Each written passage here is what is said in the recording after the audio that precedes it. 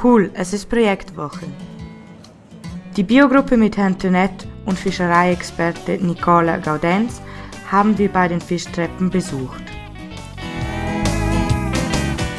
Lehrer Tönett hat klare Ziele. Ja, ein bisschen Sensibilität für die Natur, das wäre mein Wunsch. Den Schülern wurde erklärt, welches Tier sich nach Jahrzehnten wieder bei uns angesiedelt hat. Überrascht waren wir, trotz starkem Regen sah man viele fröhliche Gesichter. Lucia erzählte uns, auf was sie sich besonders freut. Wir gehen nach Davos und gehen dort in ein Allergiezentrum. Ich glaube, das wird noch ziemlich interessant. Lucia war sich schnell im Klaren, weshalb sie bei diesem Projekt mit dabei ist. Weil ich EF Bio beim Herrn Tönett habe und ich interessiere mich auch für Bio und wollte ein bisschen was vom Engadin kennenlernen. Es ist der Biber, der nach ca. 200 Jahren wieder zurück ins Engadin gefunden hat. Aber gesehen haben wir ihn noch nicht.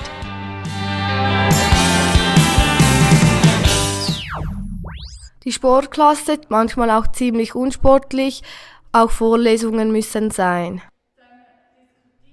Zurück zum Sport.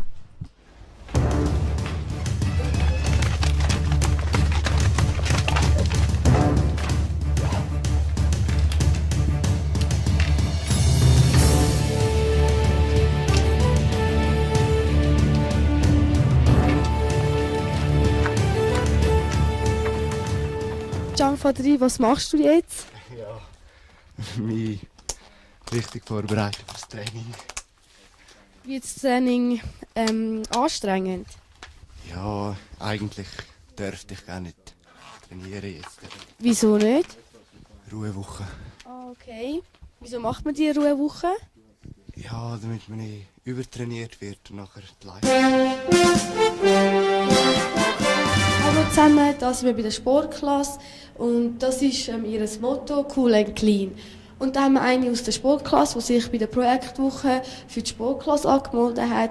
Und ich wollte dich fragen, für was «Cool and Clean» steht.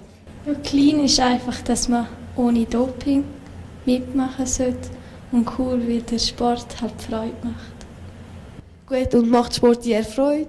Ja, Was macht dir am meisten Freude? ja, einfach langlaufen, wie man also im Winter dann halt auf der Ski. Hallo Svenja, wieso hast du die Projektwoche bei der Sportklasse ausgewählt?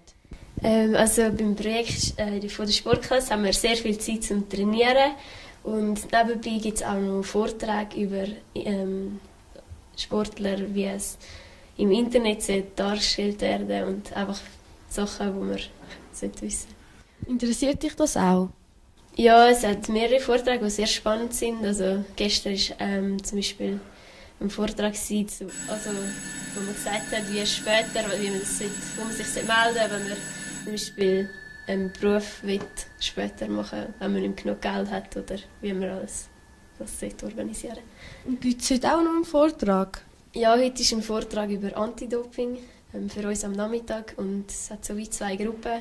Die eine Gruppe hat am Morgentraining und die andere Gruppe am Nachmittag. Gut. Freust du dich drauf? Ja, schon. Während andere sich freuen, sich auf die faule Haut zu legen.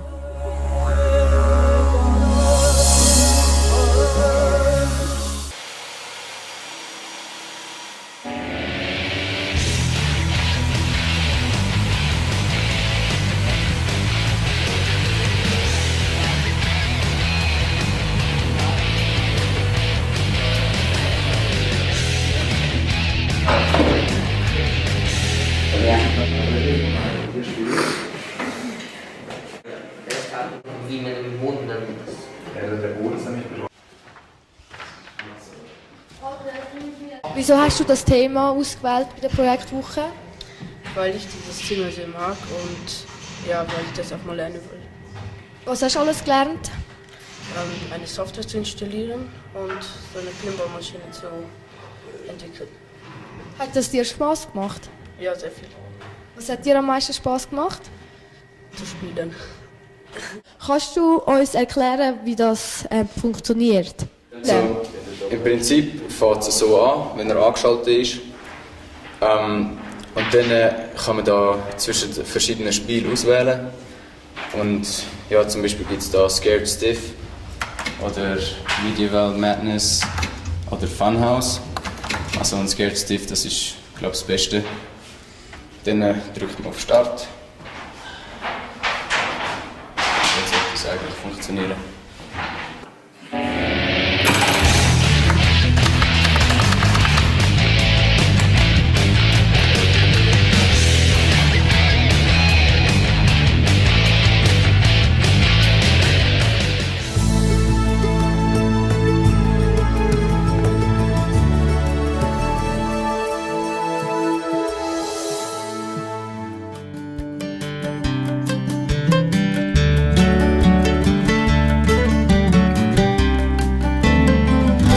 Was macht ihr hier den ganzen Tag? Also wie sieht eure Routine aus? Ist überhaupt immer etwas zu tun oder sitzt ihr zum Teil auch nur am Lagerfeuer und trällert ein paar Lieder? Also nein, Lieder haben wir noch nicht gesungen. Gestern hatten wir mit dem Aufbau des Unterschlupfs zu tun, mit der Feuerstelle und halt die ganze Zeit muss jemand Wasser holen und so. Das ist eigentlich, ja, das ist auch sehr chaotisch eigentlich. Und wir haben nie einen richtigen Plan oder so. Ja, und jetzt, ihr müsst euch ja auch manchmal erleichtern. Habt ihr denn auch eine eigene Toilette gebaut oder wie sieht das aus? Ja, die haben wir auch gebaut. Die ist irgendwo dort hinten.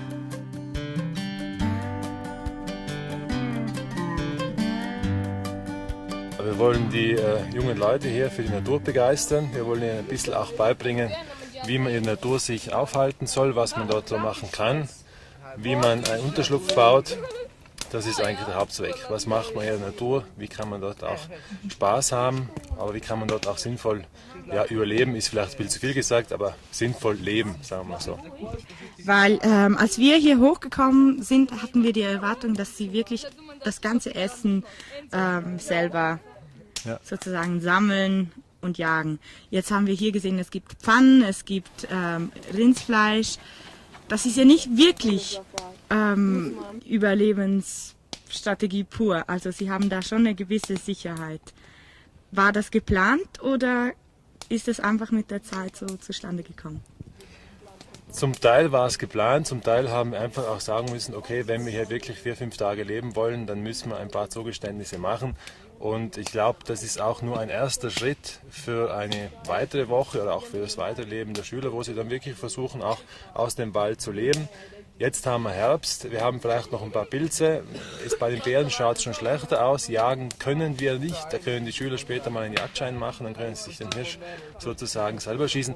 Aber wir müssen jetzt einfach ein paar Zugeständnisse machen, weil sonst könnten wir eigentlich nicht sinnvoll überleben. Also wir könnten ein paar Gräser essen, wir könnten ein paar Früchte essen, aber davon würden wir nicht satt. Und ich glaube, es wird die Freude an der ganzen Woche schon sehr stark vermindern. Wir haben gestern 3 Stunden für uns Essen gebraucht. Also wenn man dann Hunger hat, wird das schon spannend. Ist jetzt für einen Außenstehenden vielleicht nicht so ganz nachvollziehbar. Auch in der Nacht hier in der Unterkunft zu liegen ist sehr spannend, weil man natürlich sehr viele Laute hört, die man unten im Dorf nie hören würde.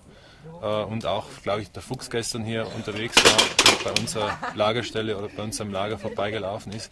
Also das ist das, was für uns jetzt schon spannend ist, würde ich jetzt einmal sagen. Aber so ganz große Zwischenfälle hatten wir keine.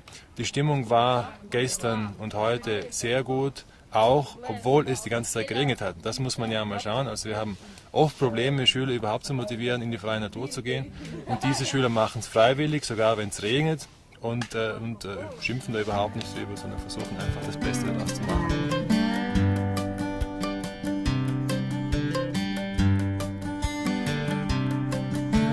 Hattest du jetzt diese Zeit nie irgendwie gewisse Ängste? Nein, keine Ängste. Bist du ein Naturbursche in dem Falle? Ja. Okay. Und gefällt dir das so mit deinen Freunden, da in der frischen Natur zu sein und irgendwie kein Computer oder kein Gameboy an der Seite zu haben? Ja, das finde ich gut. Ja, Erzähl mir, warum findest du das gut? Ja, weil sonst sind sie immer nur am Handy und dann können wir am Abend am Lagerfeuer sitzen. Das finde ich schön. Wurde es auch schon romantisch? Nein!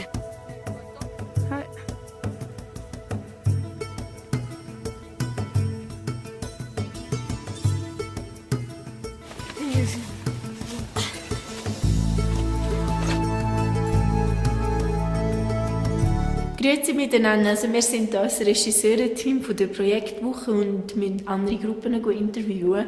Und wir sind jetzt zugeteilt worden für die Musikgruppe und wir gehen jetzt denen hier einen kleinen Besuch abstatten und ein paar Interviews machen. Also kommen mit in die musikalische Gruppe hier.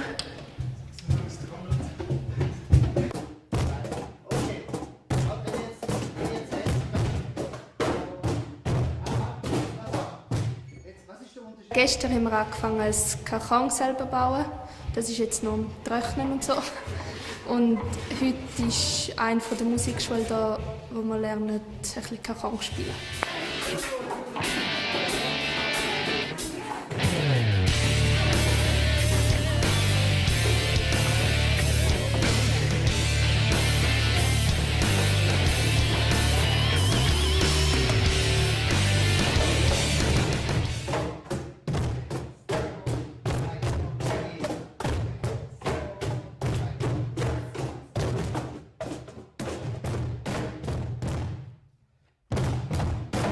Und jetzt, gerade im Hintergrund, hören unser Grüppli im Rhythmusworkshop. Das gehört dazu, dass man das Instrument nachher auch noch lernt anwenden. Ich habe eine lässige Gruppe, eine Interessierte.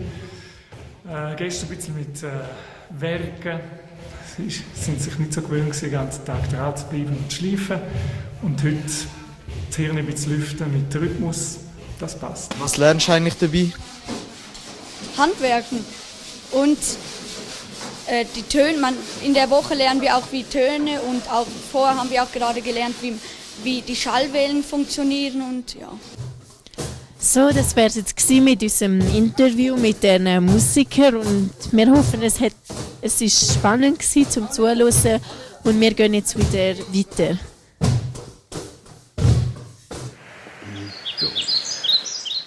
Das Projekt 4 befindet sich beim Leiterpers.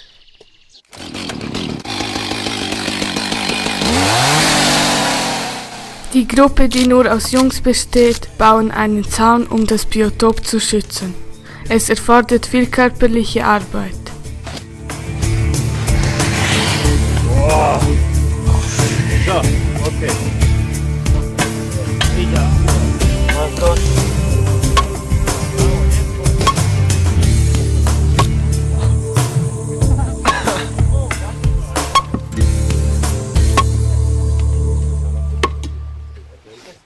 Momentan läuft es gewaltig. Die Jungs hatten gerade Suppe und dann sind sie richtig, da laufen sie wie Motoren, die frisch geölt und geschmiert sind.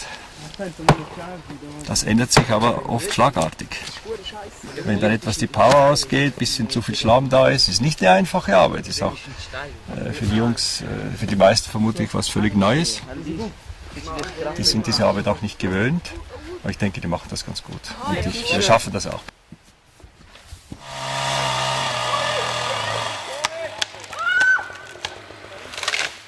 Wir haben uns eine Fischzucht angeschaut, haben da ein bisschen was erklärt bekommen und waren essen.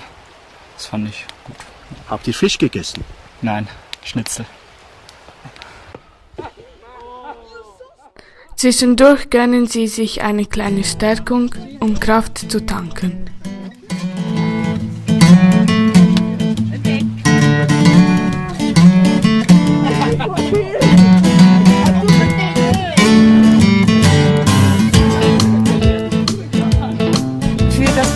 Müssen wir eigentlich noch eine Beschilderung machen und da haben wir noch zu wenig Angaben, was da wirklich drauf muss und da erwarten wir jetzt noch einen Biologen, der uns da auch noch weitere Inputs gibt, was ein Biotop wirklich ist.